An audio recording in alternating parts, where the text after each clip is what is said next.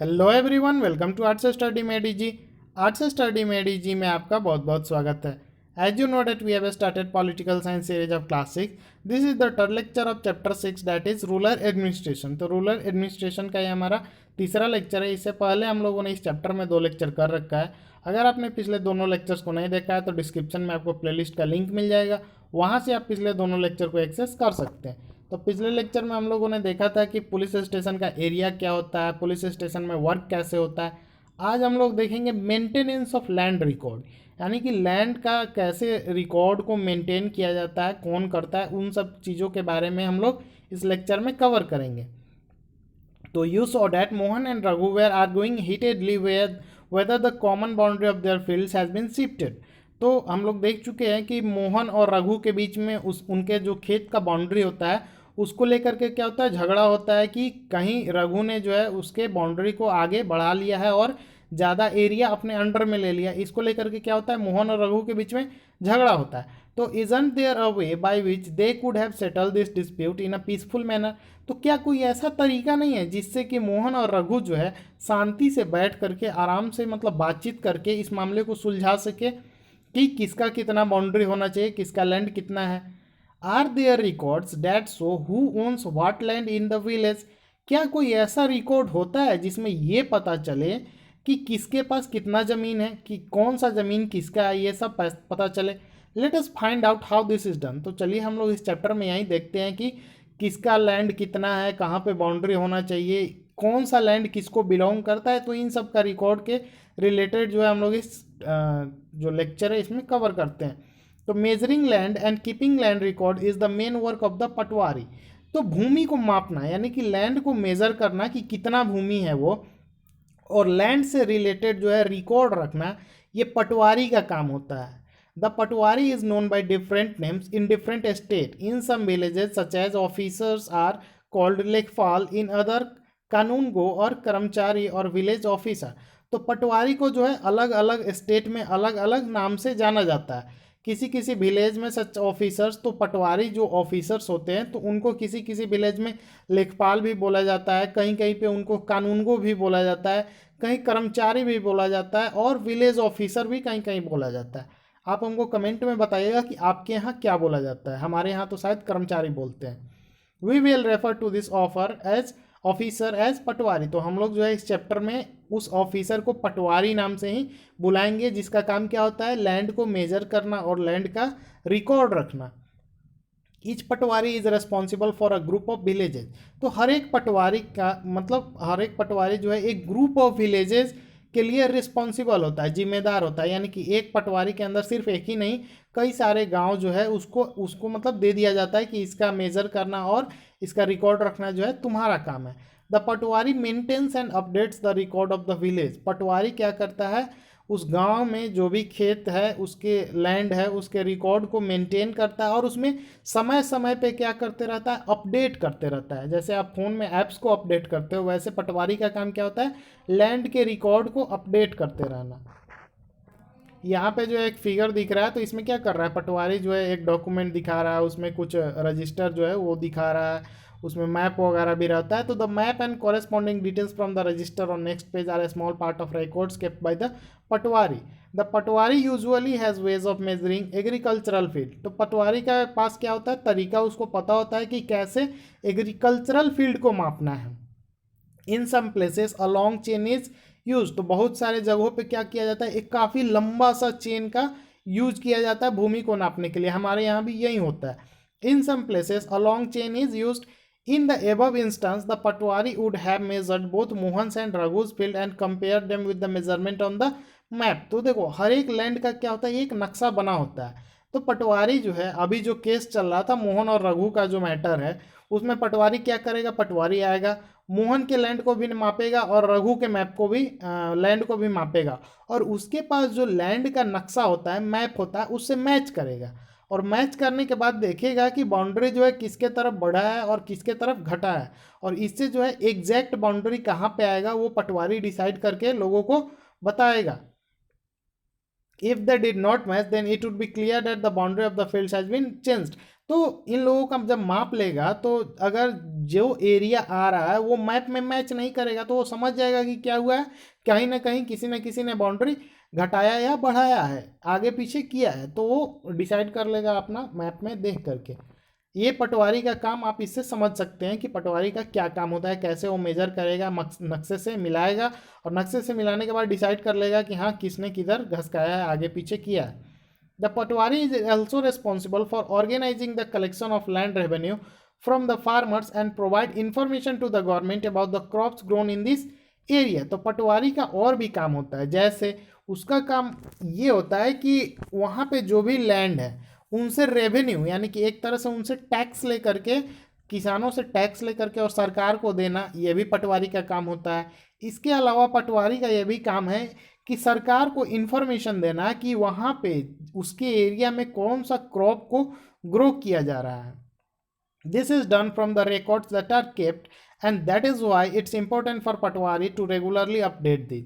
तो ये सब जो है रिकॉर्ड करना पटवारी का काम होता है और इसमें समय समय पे अपडेट करना इसीलिए ज़रूरी है क्योंकि हो सकता है कि कुछ साल जो है किसान जो है किसी गांव में अगर गेहूं जा रहे हैं तो मन कर रहा है उनका कि अगले साल गन्ना लगा ले, अगर वहाँ पे गन्ना लगाना पॉसिबल हो तो लगा सकते हैं। मैं एग्जांपल बता रहा हूँ। अगर मानो किसी साल फार्मर्स को मन कर दिया कि हाँ इस साल चलो दाल ही लगा देते हैं, पल्सेस लगा देते हैं, तो वे लोग लगा सकते हैं, या हल्दी लगा दिया, कुछ भी लगा दिया, तो आलू ही लगा दिया, तो क्या होता है, तो वो पटवारी अगर अपडेट नहीं करेगा हर साल गेहूं ही चला जाएगा, फिर सरकार को पता ही नहीं चलेगा कि गांव में क्या उग रहा है। तो ये पटवारी का काम होता है अपडेट करते रहने का।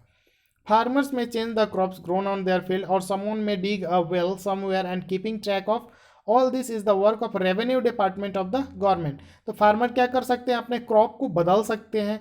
कुछ लोग क्या कर सकते हैं, अपने ज़मीन में कुआं खुदवा सकते हैं, तालाब खुदवा सकते हैं, वहाँ पे ट्यूबवेल वगैरह खुदवा सकते हैं। तो ये सब का रिकॉर्ड रखेगा पटवारी और वो क्या करता है, गवर्नमेंट ऑफिशियल जो उसके सीनियर होते हैं उनको रेवेन्यू डिपार्टमेंट जो होता है उसको एक तरह से इंफॉर्मेशन प्रोवाइड करता है।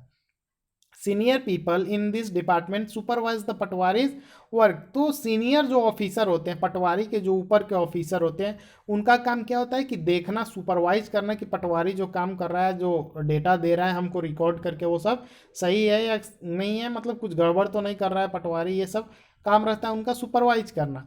All states in India are divided into district. तो आपको पता है कि इंडिया का सारा जो भी स्टेट है उसको डिस्ट्रिक्ट में फर्दर डिवाइड किया गया है। For managing matters related to land this districts are further sub divided. तो अब लैंड से रिलेटेड मैटर को सुलझाने के लिए, लैंड से रिलेटेड कोई इशू ना हो उसके लिए डिस्ट्रिक्ट को भी और छोटे छोटे भागों में डिवाइड किया गया है। And this sub divisions of a district are known by different names such as tehsil और तालुका एटीसी। और ये जो सब डिवीज़न बनाया गया यानी कि एक जिले को, सबसे ऊपर क्या है, राष्ट्र है, ठीक है, नेशन हमारा इंडिया है, उसके नीचे स्टेट है और स्टेट में डिस्ट्रिक्ट होता है और डिस्ट्रिक्ट को भी डिवाइड किया जाता है सब डिवीज़न में। तहसील उसको बोलते हैं या तालुका भी बोलते हैं। ये क्या होता है, डिस्ट्रिक्ट का सब डिवीज़न होता है। At the head is the district collector and under her are the revenue officers also known as tehsildar. तो इस जो सब डिवीज़न जो बनाया जाता है तो इसका हेड जो है वो डिस्ट्रिक्ट कलेक्टर होता है यानी कि डिस्ट्रिक्ट मजिस्ट्रेट होता है, डिस्ट्रिक्ट मजिस्ट्रेट होता है।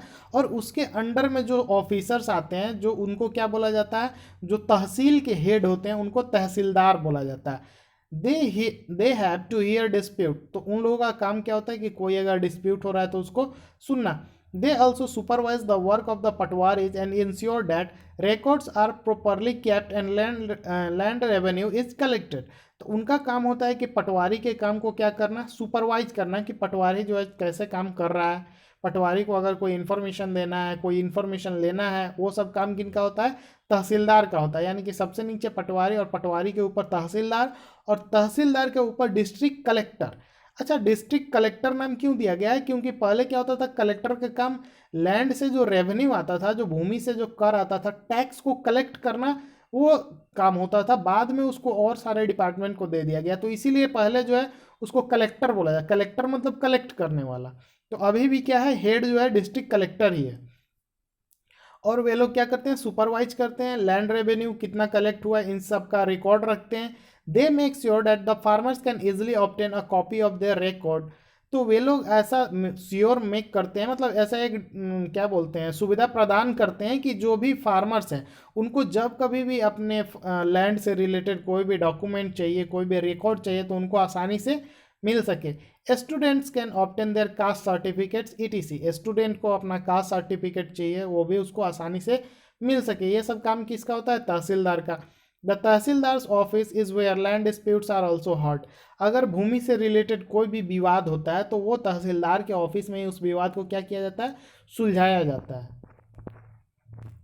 Farmers often require a copy of their lands record together with a map as shown in the previous illustration। तो फार्मर को जो है क्या क्या ज़रूरत होता है, तो उसके लैंड का रिकॉर्ड और लैंड का नक्शा, इसका हर जगह ज़रूरत पड़ता है। They have a right to this information. और ये जो है लैंड का नक्शा लेना और लैंड का उनके रिकॉर्ड को तहसीलदार के ऑफिस से या और भी ऊपर जा कर के अगर ऑफिस से निकलवाना है, उनको ज़रूरत है, तो ये उनका अधिकार है। वे लोग इसको जब चाहें इस इंफॉर्मेशन को वे लोग गैदर कर सकते हैं। दे मे हैव टू पे ए स्मॉल फी फॉर दिस। और इसको जो है अपने रिकॉर्ड को निकलवाने के लिए उनको एक छोटा सा अमाउंट जो है फी जो है पे करना पड़ता है। However this information is not easily made available and farmer sometime have to face many problems to get it. हालांकि इन सब कामों में अपने लैंड के रिकॉर्ड को निकलवाना जो है काफ़ी मुश्किल होता है, बहुत आसानी से ये नहीं मिल पाता है, क्योंकि बहुत ज़्यादा रिकॉर्ड है ना। और हमारा पुराना जो सिस्टम है सब कुछ पेपर पे होता था, तो इसलिए ढूंढना थोड़ा मुश्किल भी होता है। In some states, records are now being computerized and also kept at panchayat office so that they are more easily available and regularly updated। तो बहुत सारे स्टेट में क्या किया गया है, इन रिकॉर्ड्स को पंचायत लेवल पे रख दिया गया है। यानी कि गांव में ही जो पंचायत होता है वहाँ पे कंप्यूटराइज करके इन रिकॉर्ड्स को रख दिया गया है, ताकि फार्मर को जब भी ज़रूरत हो जाके अपने पंचायत से इन रिकॉर्ड्स को ले सके। और पंचायत में अगर रहेगा तो समय समय पे उसमें जल्दी जल्दी जो है अपडेट भी होता रहेगा, अगर कोई अपडेट आता है तो। When do you think farmer may require a copy of this record. तो आपको कुछ नीचे पॉइंट दिए गए हैं, उसमें से देख करके आपको गेस करना है कि फार्मर को रिकॉर्ड का कब जरूरत पड़ता होगा। तो study the following situation and identify the cases in which these records would be necessary and why. तो आपको ये सब पॉइंट्स पे डिस्कस करना है। आप अपने घर के मेंबर से आप क्या कर सकते हो, डिस्कस कर सकते हो कि किस किस केस में जो है फार्मर को अपने रिकॉर्ड्स का ज़रूरत पड़ता होगा। ऑप्शन है आपके लिए, a farmer wants to buy a plot of land from other.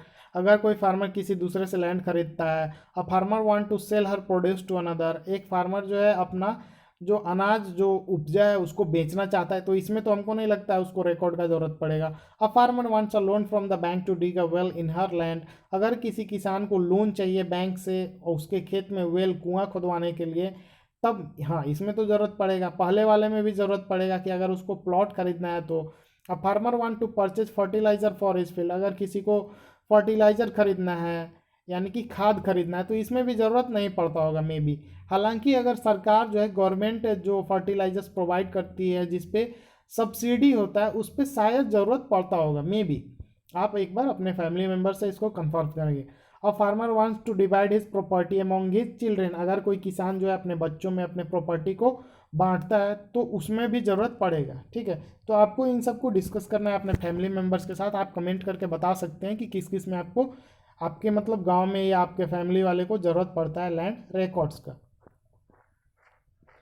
एक छोटा सा पोएम है, अ डॉटर्स विश। ये यानी कि एक बेटी का क्या इच्छा होता है।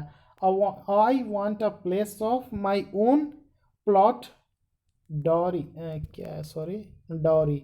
तो मतलब एक बेटी होती है, फिगर जो है बनाया हुआ है, वो बेटी होती है, तो वो बोलती है कि उसको अपने जो पिता का जो ज़मीन है उनमें से थोड़ा सा पीस उसको चाहिए दहेज में। ठीक है, तो वो क्या बताती है, father inherited our house from his father. तो बताती है कि मतलब पोएम टाइप का जो है उसको लिखती है कि उसके जो पिताजी हैं, उस लड़की के पिताजी है, वो उसके पिताजी से उनको विरासत में मिला है उनका घर। And every one says he will live it to brother. और सभी लोग कहते हैं कि वो जो घर है वो उसके भाइयों को दे दिया जाएगा। But what about me and my mother. लेकिन मेरा और मेरी माँ का क्या होगा। To expect a share in father's home is not very womanly I am told. तो सभी लोग हमको बताते हैं कि जो पिता का जो भी हाउस होता है या जो लैंड होता है उसमें बेटी का अधिकार नहीं होता है, या औरतों का कोई अधिकार नहीं होता, ऐसा हमको आसपास के सोसाइटी के लोग बताते हैं। But I really want a place of my own, not dowry of silk and gold. तो बेटी कहती है कि लेकिन जहाँ मैं पली बड़ी हूँ वहाँ का हमको एक ज़मीन का टुकड़ा चाहिए, वहाँ पे हमको भी प्लेस चाहिए, रहने के लिए जगह चाहिए, ना कि हमको सिल्क का साड़ी या आप जो सोने वगैरह जो दहेज में देते हो वो चाहिए। इसका सोर्स है reflection on my family, Anjali Monteiro, TISS, ये इसका सोर्स है। ठीक है, तो ये लेक्चर यहीं पे समाप्त होता है। Thank you for watching, stay tuned with us.